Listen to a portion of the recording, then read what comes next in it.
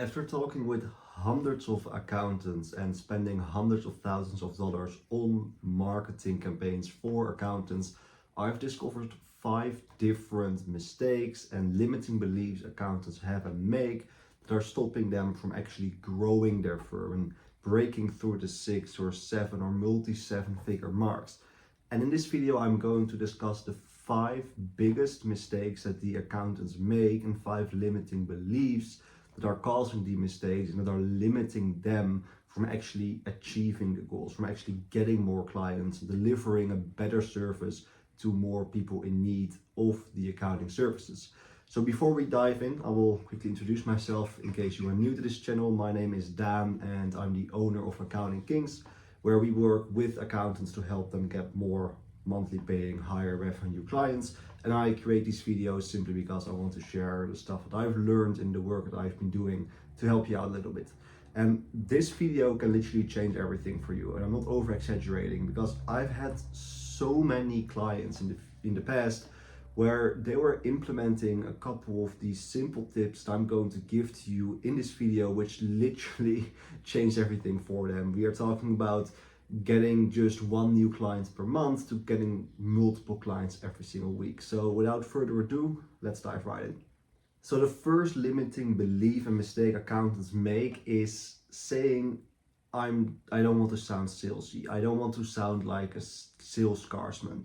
And of course you don't want to sound like a sales guardsman, but a lot of accountants, they think that if they are selling the service and if they are kind of persuading someone and asking for a sale, that they directly sound salesy. And a lot of accountants are a little bit more introverted and they have to believe that if they want to be good at sales, that they need to be extroverted. And they probably had a lot of bad experiences with extroverted salespeople that were trying to sell something in a very bad way. And I can already tell you from experience with the accountants that I've been working with in the last 6 years that they never really do sales. They sold their service, but they never really actively went into a conversation trying to sell. The only thing that they do is they present what they are doing and then they just wait. They see, okay, well, is this person going to move forward or not? But that's actually not selling, that's informing. It's the same thing as if you are going to a dinner with friends and one of the wives of the friend is asking, hey, what do you do? And you just tell them, oh, this is what I do. That's kind of just informing. That's not really selling. And with selling, we mean actually asking questions, putting in some effort to learn the company, learning about the sales, learning about the pain points of that company in a desired situation so that you can actually position yourself as the solution from getting from the pain point and the current situation to a desired situation. And this doesn't have to be done in a very salesy way. A lot of accountants, they think if I'm actually going to put in effort and if I'm actually going to create a sales structure for my company, people will judge me because they don't like salespeople. But it's actually the other way around. You are judging yourself because you don't like salespeople and you probably had a bad experience in the past with someone trying to sell their product or service in a bad way that you didn't like. So it's not that all salespeople that are trying to sell are bad and bad people. It's probably just you judging people that are actively selling their services and products in a way that you didn't like. And it oftentimes is just a judgment on someone that is actually making you feel uncomfortable to do something that you think is the same. So for example, if you are going to buy a car and the car salesman is really pushing and not even listening to what you are saying and you have a bad experience, then you form a belief that selling something, if it's a service or a product not even related to the car, is bad. And you form the belief and you form a judgment on these types of people that these types of people are bad people because they are actively trying to sell something and they are salesy. Well, this is having a very big impact on your firm and the growth of your firm. Matter of fact, I actually had a client that I also done an interview with. We helped her to get $3,000 per month clients. And she actually said that her sales conversion rate increased by 40% simply by asking for the sale. We didn't change anything about the script, the discovery or the pitch or anything. Literally the only thing that we changed is she did a pitch, she did she told the pricing, and the thing we changed is, do you want to move forward and get started with us? That's literally it. Because oftentimes a lot of accountants, they think asking for a sale is again salesy, and they judge salespeople because they have bad sales experiences. But asking for a sale is not a bad thing. It's just simply asking a question. Okay, well, you came to me because you are looking for my services. Is this something that you are looking to move forward with? There's nothing salesy with that, but it's literally increase the sales conversion rate from a client of ours with 40%, meaning that your growth of your firm from new client acquisition in a year increases 40%. You can do the math yourself how much money that will be for your business. So that's the first thing. You just need to realize that sales isn't about pushing something and putting someone on the spot to make a decision. It's about listening, it's about strategically positioning your service and communicating value. Then the second limiting belief and mistake accountants make is saying my work should speak for itself when talking about marketing and getting more clients.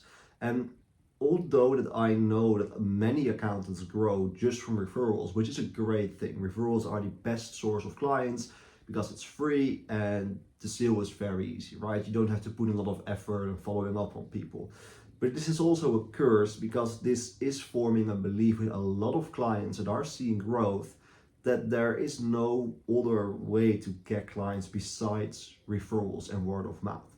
Because at the end of the day, you want to always deliver a great service, and there will be a point, typically either when you are starting out, so there is not really a way that you get referrals because you don't have that many clients yet, or there's a point where you finally can hire people and you can increase capacity and you've always grown from referrals, and now you're at a point where you actually want to grow faster because you have hired people and built better systems. But the growth from referrals, of course, is not going to increase when you increase capacity. And then you are standing there with empty hands because you never really knew how to get clients. So my service should speak for itself is absolutely true. But the thing that you need to realize is that the clients, your clients, are not just walking around talking about your service. So a good analogy for this is, let's say that you have a restaurant with really, really good food. But if you do zero marketing, it's going to take ages before people are going to get in and actually talk about their experience. Because if you have really good food, but the sign on the restaurant is very ugly and you have done zero marketing at all, nobody is going to learn about the food that you actually serve, and nobody is actually going to refer people, right? So you always need to do marketing. Well, the other extreme, for example, is McDonald's, where we all know that the food isn't the best. It's actually quite bad for your health, but they do a lot of marketing and they are probably one of the most well-known restaurants. It's not because of their food, it's because they have done a lot of marketing, right? Of course, it's also low price and that's their value proposition. But the thing is that nobody is really talking about how good their meal was with McDonald's, right? Matter of fact, more people are actually talking about how bad it is nowadays. But still, many people go to McDonald's because they do a shit ton of marketing. And you want to take the principle with your firm too, because if you are not going to do any form of marketing and you have the belief where my service will speak for itself, although that the principle of yes, referrals is the best thing, but this is not going to actually help you exponentially grow because you need to do marketing. And if you keep believing that the only way you can grow your accounting firm is because of word of mouth, because your service needs to speak for itself, then at some point you will be standing there with a lot of capacity with no way to actually fill it up. So yes, the service needs to speak for itself, but you also need to realize that there are also other avenues that you need a second source of clients in case you have capacity or in case a big client leaves. Then the third mistake and limiting belief is that marketing is too expensive in the accounting industry. And there is some form of truth into that, but it's not that it's too expensive, it's more expensive. It's more expensive than marketing a gym membership. It's more expensive than marketing, for example, for a restaurant. The reason being is because the lifetime value of an accounting client is also way higher. So, for example, let's say that you are marketing for a restaurant, right? And you know that most people, if they eat at your place, that they come back maybe like 3 times a year, maybe. And let's say that they spend $100 when they come eat at your place. So the client, let's say, is worth $300 per year. Okay. Now, of course, the marketing platforms, your competitors, say, no, okay, well, I can spend this much money before it's not profitable for anymore. However, for an accounting client, let's say that there are really small clients paying you $300 per month, it's 12 times more valuable than a restaurant can do, for example. So a lot of the accountants I talk to, they have a very big business network. All they do is talk with business owners 24/7 essentially. And of course, every now and then the marketing discussion comes up and they are asking, okay, well, how many clients did you attract? Okay, well, you attracted 50 clients. How much did you spend? Oh, you spent $1,000. And then you look at your own numbers and you think, but if I spend $1,000, I only get 5 clients. And then you form the belief and the conception that marketing is too expensive. You never really know the return on investment. So yes, marketing is more expensive in terms of how much do you need to spend to get one client or get one click or one impression, but it's not too expensive. Matter of fact, I actually think that most of the accountants, they really look at the cost per new client, but they never really look at the lifetime value. And I actually think that if you do a good job with marketing accounting services, that your return on investment can be way higher than marketing a gym membership or a restaurant. The reason being is because of the referrals. Because most of the accountants have a really good service, and they sometimes, especially if you niche down, if you get a new client, you open yourself to a whole new pond. You open yourself to a whole new network. So a client of mine, for example, she decided to niche down in the law niche with law firms. And she never really worked with lawyers. She had like one client, but just a smaller firm. And we helped her to get a few clients.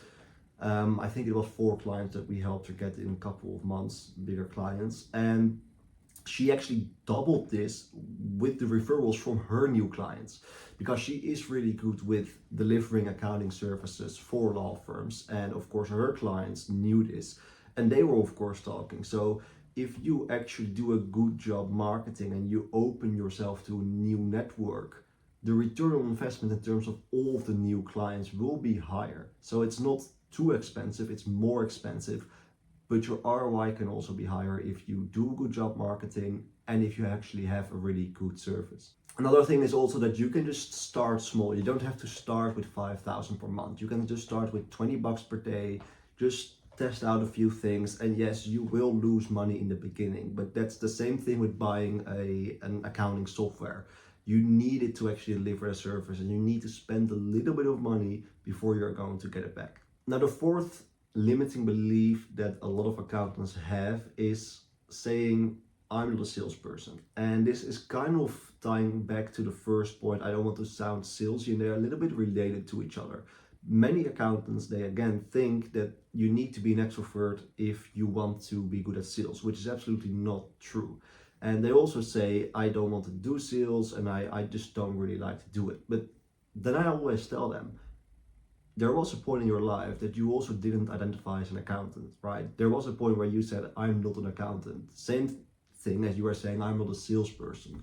But of course, you had some talent in accounting and it was a little easier for you to learn sales. But it's the same small step that you actually need to set before you can say, I'm a salesperson, I'm good at sales. And you also need to realize that every single industry needs to be able to sell to actually grow the business. So there will always become a point in your life where you actually need to learn sales if you really want to grow the business and build something bigger than yourself. And the great advantage that you actually have if you are an accountant is that your competition is in the same boat. So you may say, well, I'm not a salesperson, but so is your competition.